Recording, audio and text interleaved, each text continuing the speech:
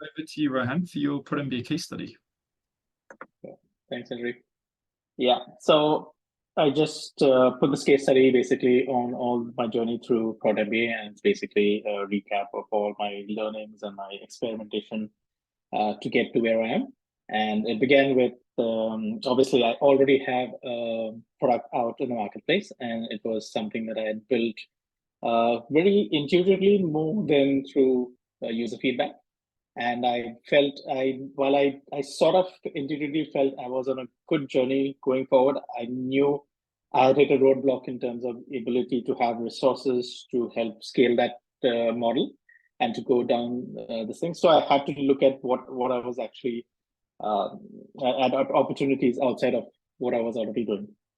So I'll just begin with the um, so luckily I went back to the to Prod MBA. I think that was almost like a huge lifesaver, and being able for me to able to structure my thinking and be able to structure this through a framework was so important for me, because I was almost tempted to delve into features at some point because I was struggling with how to actually scale this. I said, now maybe I should look at things around engagement or anything else, and I needed some sort of framework that helped guide me to the right direction properly. And I think Prod MBA came at the exact right time, so I sort of got into it.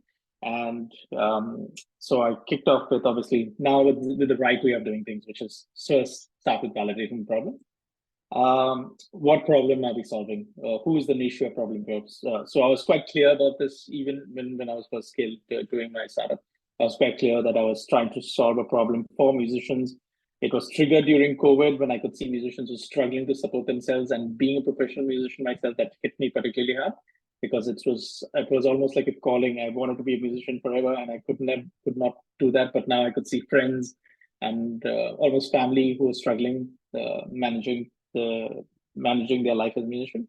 So I clearly knew that the problem was acute. I knew that there was a problem, and I knew that the niche was for professional musicians. But so that's basically was the problem statement. And I sort of when I started first up, I said professional musicians are not able to sustain themselves, and they need to play music to make this a sustainable option. And it was rightly found out that I needed to delve deeper into the niches. While I knew it sort of was professional musicians was the top level. I started once I started focusing on the actual core niches, I started realizing that the problem was more acute at a lower level, where especially new talent or jazz musicians who were really finding this acute problem. While professional musicians had options, especially people who got into studios, who got into Hollywood work or in production, they seemed to be doing okay. The other performing musicians were finding this like classical or jazz, and more acutely like the jazz and new talent coming out was struggling to make it as a musician today. Yeah, no, so yeah, so the best thing about which is start validating the problem with discovery calls. I got in touch with all my pro musicians friends, which was there was a guitarist, there was a drummer, there was an ethnic musician and pianist, all mostly around jazz, blues. Some of them are musical artists, some of them are teachers, some of them, so all spread across the spectrum to get calls from. And the interviews were really, really good. I mean, I got some really good feedback. A lot of that validated what I was already thinking about and validated what the core problem was. Which was work is where it was variable, was hard to get. You have to network to get more work. Social media is an absolute hustle for musicians. They literally have to do it, but if they do it, they don't have time to practice and get good. So it was like this real catch-22 situation, and they were struggling with both of that. And you could clearly see that they needed regular income, but they needed to network, but they also needed to be seen and hustle out there. But the main challenge was back to always the same thing. Work is variable. There was no job security. There was no regular income. That was the core frustration through all of that, even through all the social media and hustling. That was clearly the biggest problem. And some of them would try to do by diversifying. Some tried to teach, and split between teaching and performing. But teaching, what they found was resource intensive, extremely resource intensive, and they didn't have time for performing or getting good at their craft. So they had they had multiple attempts to try and solve the problems themselves. and they're not always successful at at getting there. So the two big challenges, as I sort of distilled down, is basically was no regular income across music, and trying to spread themselves thin by actually getting on social media to get seen and get noticed. And this sort of made me understand that in one way, my startup, which was basically a social media for musicians, sort of targeted that pain point. But the real pain point that they really wanted was uh, getting a regular income.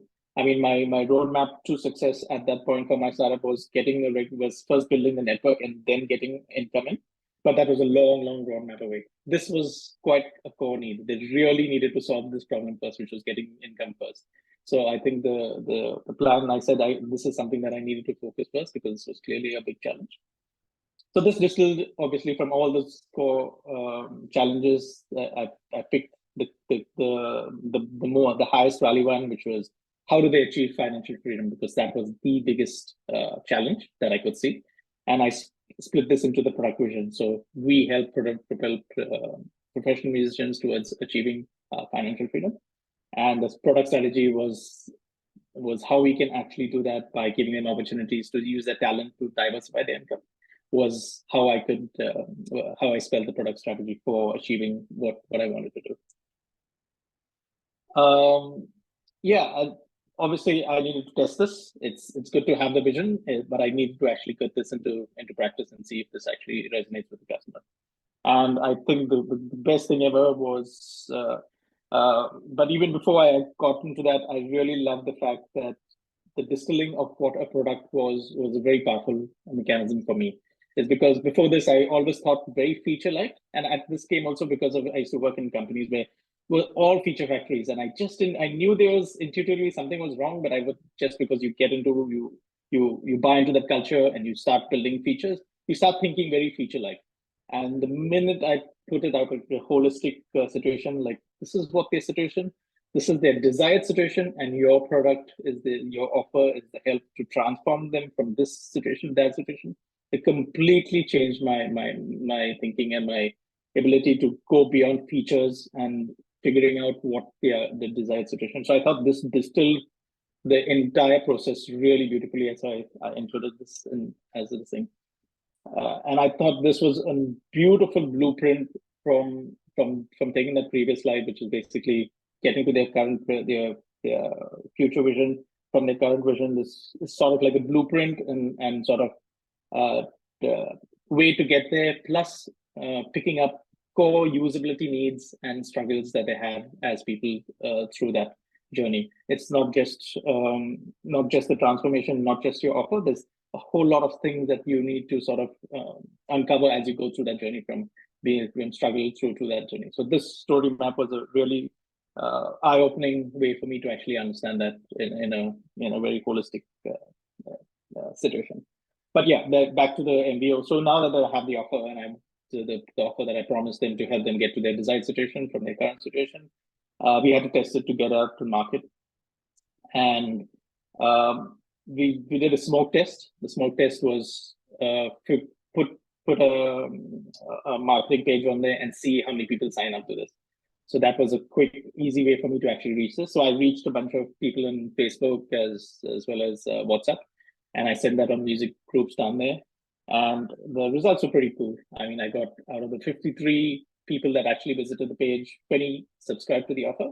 I didn't get many people to answer the survey, which I sort of understood because I know musicians can be pretty lazy or busy or one of the two.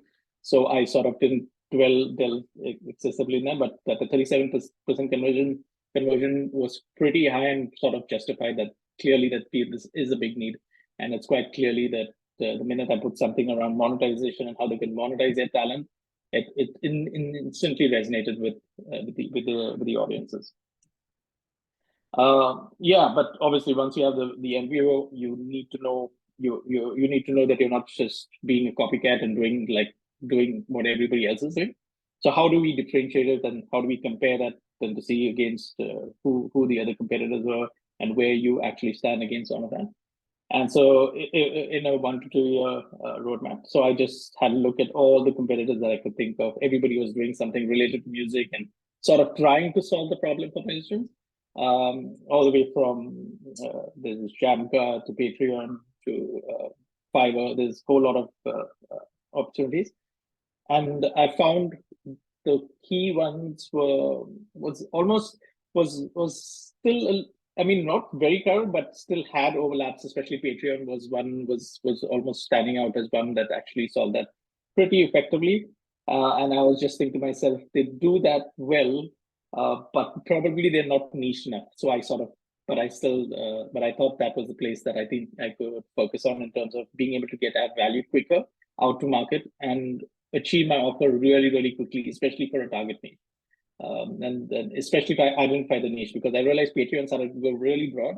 They started looking beyond musicians, and they started now diversifying into completely different creative segments. And then I said, okay, the musicians is going to start getting ignored just naturally as you start spreading and you start diversifying, you start this. So I said that's clearly going to be an opportunity if I can actually delve down into the niche and do a phenomenal job of delivering for the niche. So I said, this is a competitive space that I still can focus on. I can do way better job than Patreon. So that's something I want to get into.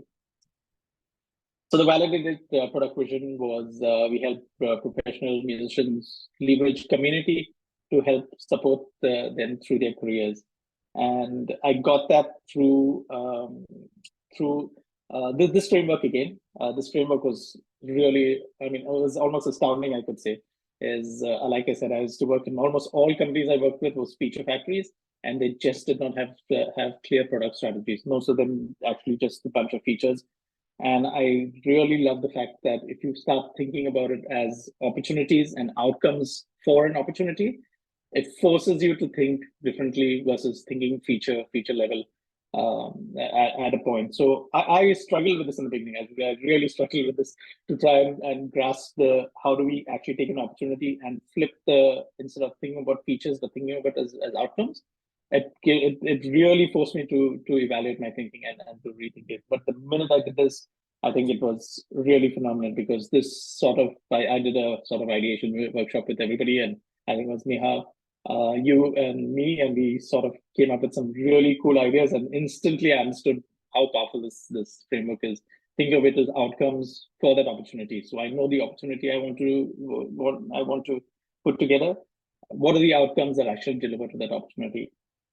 And the ones that stood out was use community to help secure finances, build a small loyal following. So things that were really, really clear and crystal clear, and getting more and more.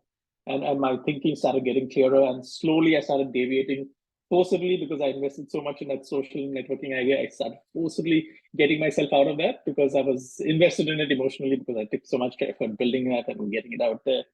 And I said, oh, maybe there's something actually real here. The minute I started delving more into it deeper, I started becoming very, very clear that this is the opportunity going forward. I want to build a small loyal audience for them, and then the ideas that came out of that was really good, as well as what I need to do is how I can use community to help them secure finances. So these ideas started percolating, and when we went to the ideation session, we started getting more and more clear what opportunities, what ideas that we could come to help deliver to these outcomes and could feed back into the opportunity. And based on that basically allowed me to kind of create a strategic roadmap as what do I need to do to get to that final destination as for a collaboration between a musician and how do I actually get to that opportunity? Is what are the steps that I need to do to get there? So to start with is get professional musicians. Number one is to create virtual versions of themselves that people can resonate with and people love. How do we actually get them to achieve that? And I put some metrics of how many people I thought would jump in, sign up, become a pro. And then next thing is how many fans I know would be engaged enough to love, who would love some concept like this and would join this platform to actually support the musicians because they so passionately love and believe in the musicians. And third is how many fans would actually start actually paying for it and actually making sure that the musicians they love are supported and they get a mutual benefit out of supporting them through some level of engagement or some level of mutual symbiosis that obviously they are emotionally connected. So there's something that they could actually sort of delve and improve on that. So yeah, obviously, once you have the opportunity, you have to put a business angle to it. You have to have a business lens to it. So what is the lens that I need to put to this one? Yeah, we went through. We understood what is the unique value proposition. What is the Sorry to jump in, just to say sort of 2 to 3 minutes maximum. Oh yeah. So I just rushed through. So yeah, so go through and get some of the lean canvas. We did the customer journey was really helpful for me to help build the prototype, and I did the prototype. And the team topology of how I put streams together to build this. What is the right? We need a musician experience. We need a fan experience. We need payments to help support that. So what are the streams of work that need to happen to actually make it successful, as well as growth, as well as enablement teams and the thing. And I put together a Figma prototype. This went and I tested with the audiences, and we got good.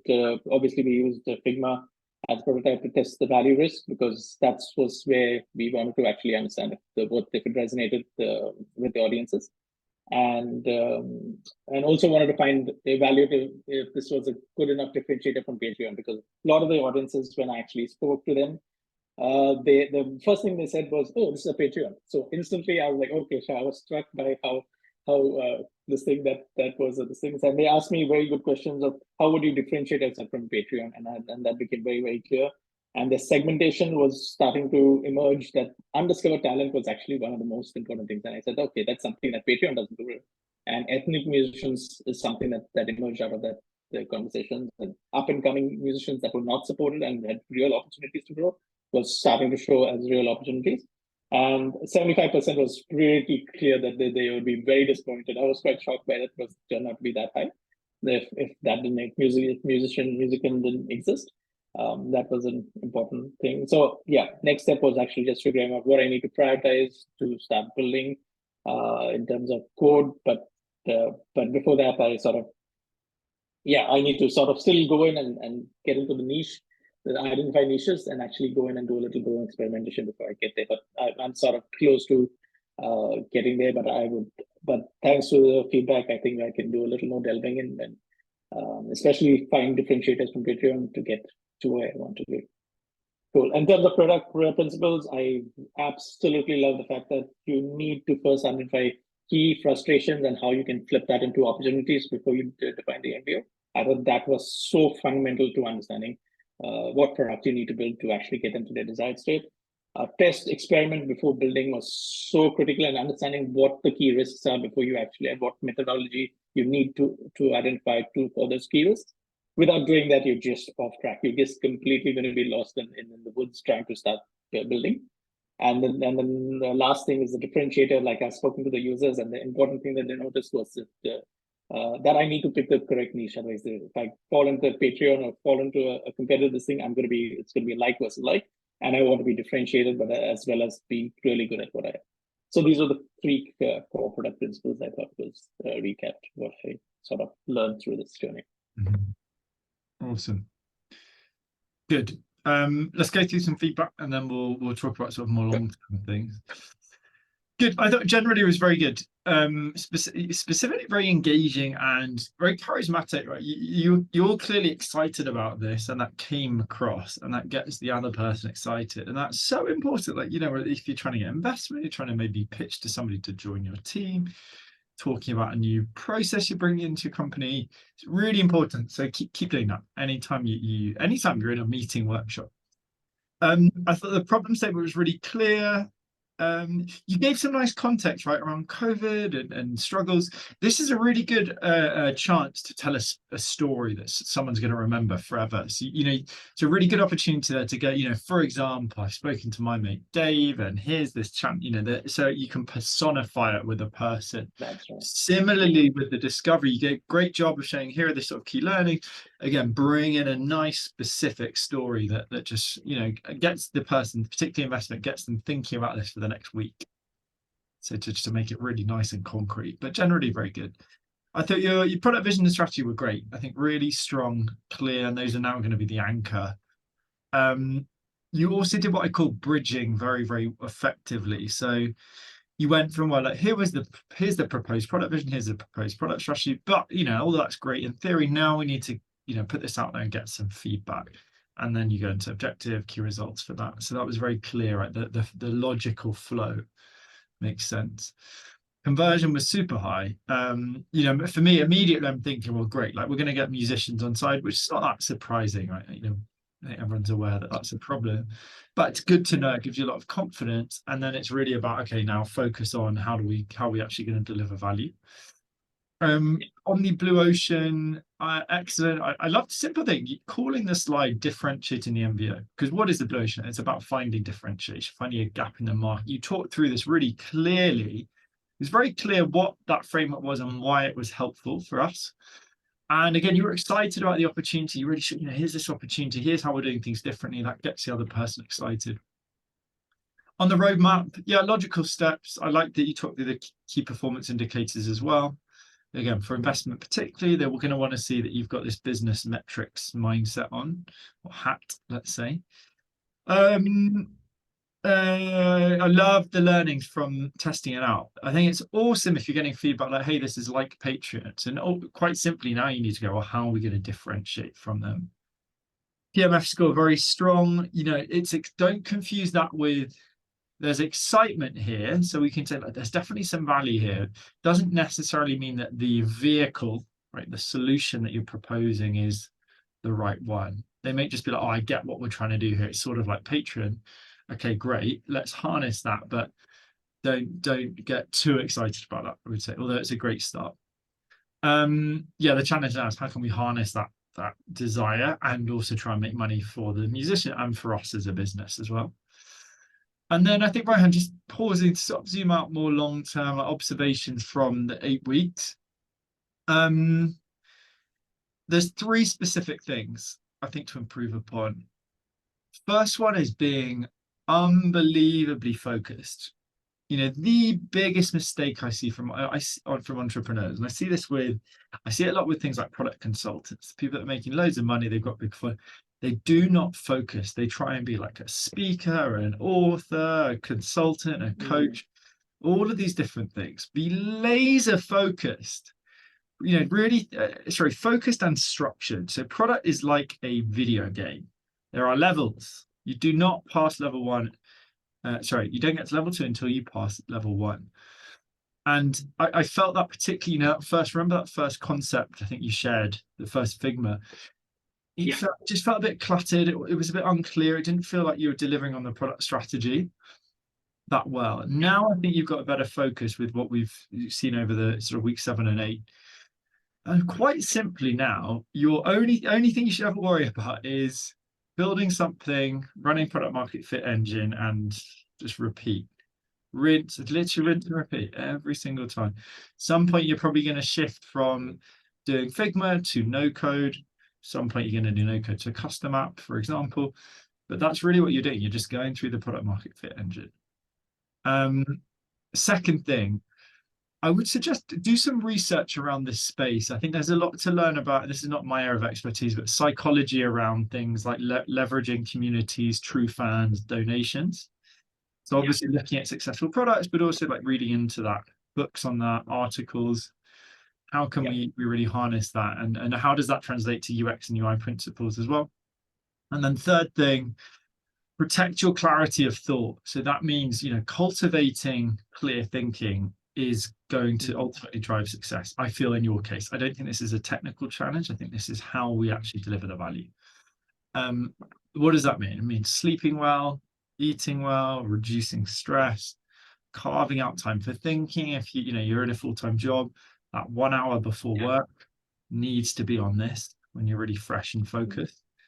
So that would be my third tip there. Just to wrap up, anything from your side, any sort of things that you want to do moving forward, sort of priorities that you feel you need to focus on? I've not thought through that deeply, quite honestly, because I was quite focused on getting this out. But I know that once I step out for a bit, I probably know that I need to focus on certain areas. But I think speaking is probably one of the biggest things. I was thinking about it the other day as well, is how do I actually learn to articulate things better, to articulate things clearly. So actually, I thought you did a very good job of it. Cool. I think it's more focus in the work what do I mean by focus? Okay, you've got this product strategy. Obsess over how you deliver on that product strategy, not trying to do everything, and following each step. So it's like outcome one is all you think about, laser focus, iterate, iterate, iterate. Okay, deliver it, tick. Now we can start thinking about outcome two. That for me is the big thing. But you know what I'd suggest there? Take a couple of weeks, like zoom out, take maybe a week off from anything outside of your day-to-day job, and just message me with 3 things that you're going to be focusing on over the next couple of months, for example. Second thing, do reach out with future iterations. I'm super interested to have a look over any designs you've got as well. So give you some feedback. But however, I was going to share, but we ran out of time. Share the link. I'll have a look tomorrow. Oh, sounds good. But ultimately, trust the market. That comes out of product market fit engine, and it is as simple as that, really. That's right. Awesome. Good. Well, let's wrap up there. I think great having you on the program. I think you're super interesting, not just case study, but product you're working on. It's all the validations there now. There's a really good opportunity here. So now just be really focused on it, like deliver and iterate, and there's no reason that this shouldn't become a real startup. Sounds exciting. Awesome. Well, look, thanks for have a great day as well. And let's stay in touch. Send me over any links of new versions of the app. Oh yeah. And I'll send this through. bounce some ideas with you on Slack. Sounds good. Thank you so much for that, Henry. No, that's no worries at all. Awesome. Have a great day, and we'll stay in touch. You too. Bye. Bye.